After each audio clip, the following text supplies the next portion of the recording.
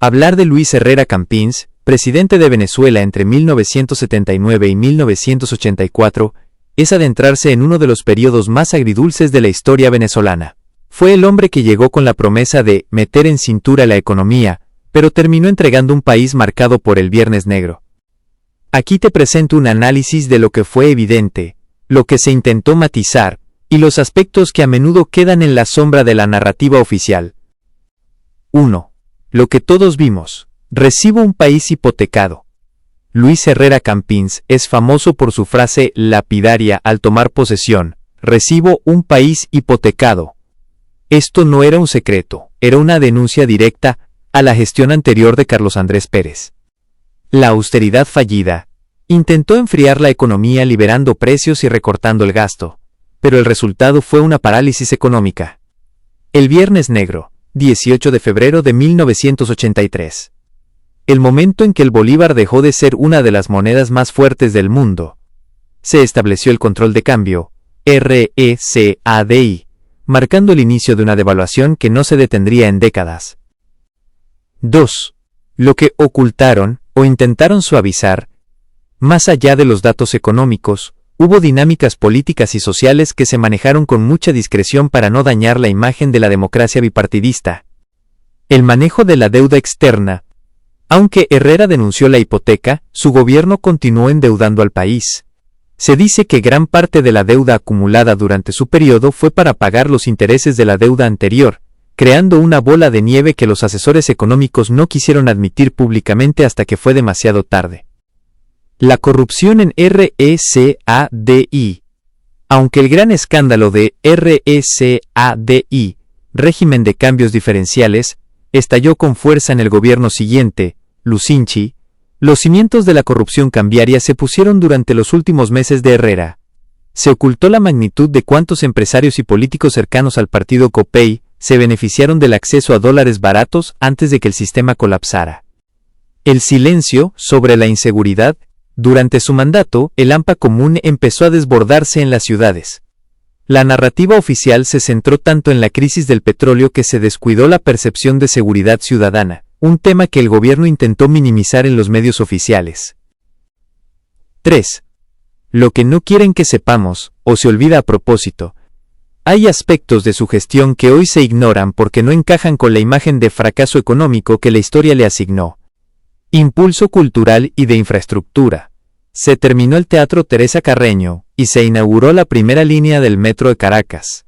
Estas obras suelen atribuirse al esfuerzo del Estado, pero fue bajo su gestión donde se concretaron a pesar de la crisis. La Ley de Educación. Herrera impulsó reformas educativas y programas de becas que buscaban la movilidad social, algo que queda opacado por el ruido de la devaluación. Su integridad personal. A diferencia de muchos otros mandatarios, Herrera Campins murió con una reputación de honestidad personal intachable. No salió del poder enriquecido, algo que la narrativa política actual a veces prefiere omitir para generalizar a todos los líderes de la Cuarta República. En resumen, ¿culpable o víctima?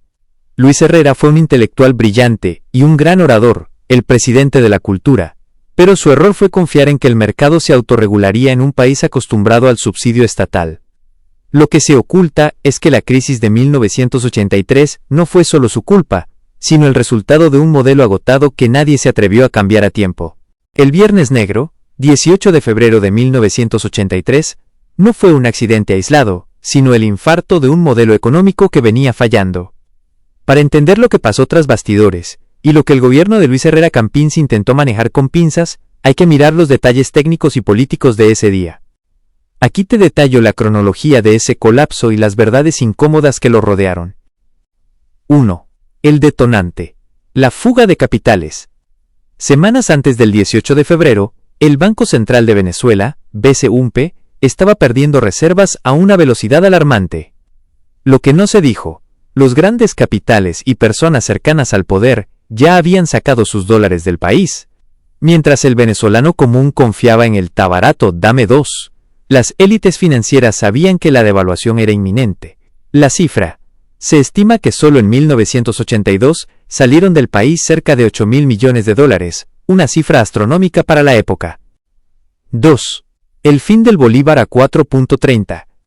Desde la época de Juan Vicente Gómez, el bolívar había sido una roca de estabilidad.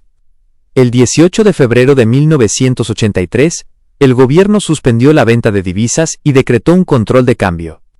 La realidad cruda: el bolívar pasó de valer 4.30 por dólar a un sistema de cambios múltiples donde el dólar paralelo se disparó de inmediato. El impacto psicológico: ese día murió la sensación de Venezuela Saudita.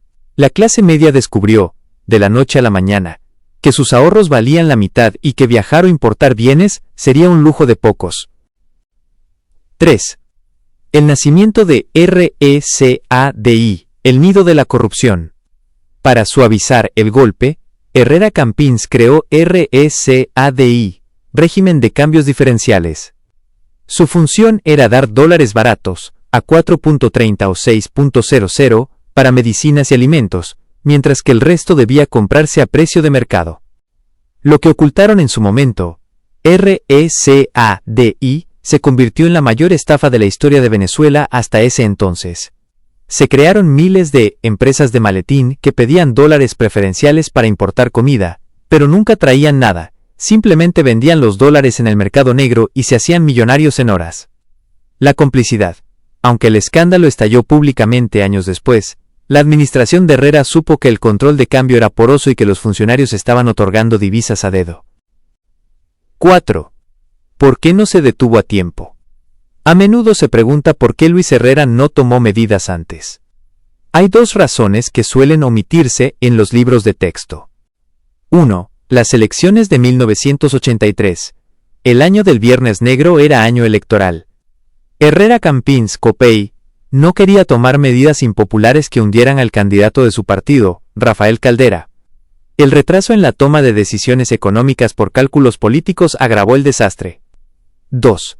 La soberbia de los asesores. Muchos economistas del gobierno aseguraban que la caída de los precios del petróleo era transitoria. Ocultaron la gravedad de la caída de los ingresos petroleros, esperando un milagro que nunca llegó. 5. Las consecuencias que no quieren que recordemos. El Viernes Negro fue el principio del fin del sistema político de la época, punto fijo. La deuda privada. El Estado asumió gran parte de la deuda en dólares de empresas privadas, lo cual fue visto por muchos como un subsidio masivo a los ricos mientras el pueblo sufría la inflación. El inicio de la inflación. Venezuela, que tenía una inflación de un solo dígito casi inexistente, empezó a ver cómo los precios subían mes a mes, algo de lo que el país nunca se recuperó del todo. Luis Herrera Campins terminó su mandato con una popularidad por el suelo, siendo el rostro de una crisis que él heredó, pero que no supo, o no pudo por política frenar a tiempo.